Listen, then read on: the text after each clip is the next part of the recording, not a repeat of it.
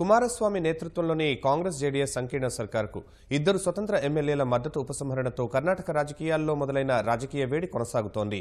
తమ ఎమ్మెల్యేలను లాక్కుని భాజపా ప్రభుత్వ ఏర్పాటుకు యత్నిస్తోందన్న వార్తల మధ్య రహస్య శిబిరాల ద్వారా వారిని కాపాడుకునే ప్రయత్నం చేస్తున్న కాంగ్రెస్ ఈ నెల 18న శాసనసభాపక్ష సమావేశం ఏర్పాటు చేసి సంకీర్ణ సర్కార్కు ఏ ఢోకా లేదని చాటుకునేందుకు సిద్ధమైంది.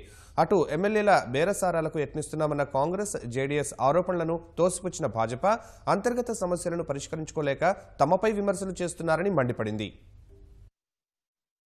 లోక్సభ ఎన్నికలకు మరో 4 నెలల గడువు ముంగిట కర్ణాటక రాజకీయాల్లో రేగిన రాజకీయ అలజడి మరిన్ని మలుపులు తిరుగుతోంది. కాంగ్రెస్ జేడీఎస్ సంకీర్ణాన్ని కూల్చి ప్రభుత్వాన్ని ఏర్పాటు చేసేందుకు భాజపా యత్నిస్తోందన్న వార్తల మధ్య హస్తం పార్టీ అనుక్షణం అప్రమత్తంగా వ్యవహరిస్తోంది.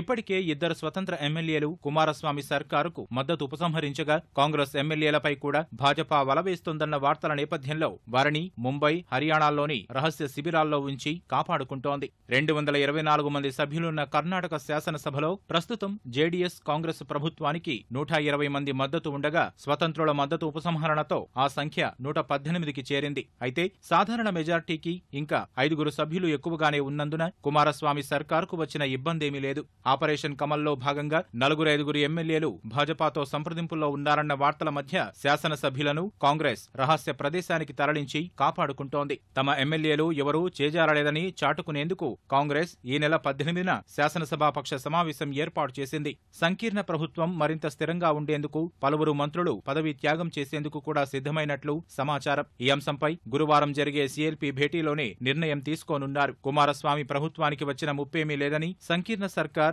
4 ఏళ్ల పాటు కొనసాగుతుందని కాంగ్రెస్ కర్ణాటక వ్యవహారాల బాధ్యుడు కేసీ వేణుగోపాల్ ధీమా వ్యక్తం చేశారు. I think some national media is doing a story that some of the Congress MLA are going to resign. If all the reports are baseless, nothing is going to be happen. All the MLAs are intact. We are in touch with all of them. Nothing is going to happen. This government, coalition government, will continue for the next 4 years. Then we are only calling a CLP meeting also day after. అటు అధికారం కోసం అందివచ్చే ప్రతి అవకాశాన్ని అందిపుచ్చుకోవాలని భావిస్తున్న కర్ణాటక కాంగ్రెస్ తమ ఎమ్మెల్యేలతో హర్యానాలోని గురుగ్రామ్లో రహస్య శిబిరం ఏర్పాటు చేసింది. కర్ణాటక భాజపా అధ్యక్షుడు యడ్యూరప్ప నేతృత్వంలో కర్ణాటక పరిణామాలపై ఆ పార్టీ వ్యూహరచన చేస్తోంది.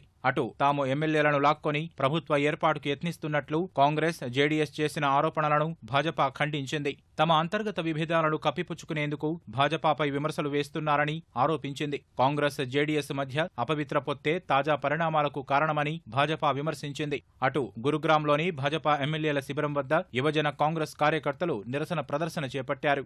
భాజపా ప్రజాస్వామ్యాన్ని, రాజ్యాంగాన్ని అవమానిస్తోందని నినాదాలు చేశారు.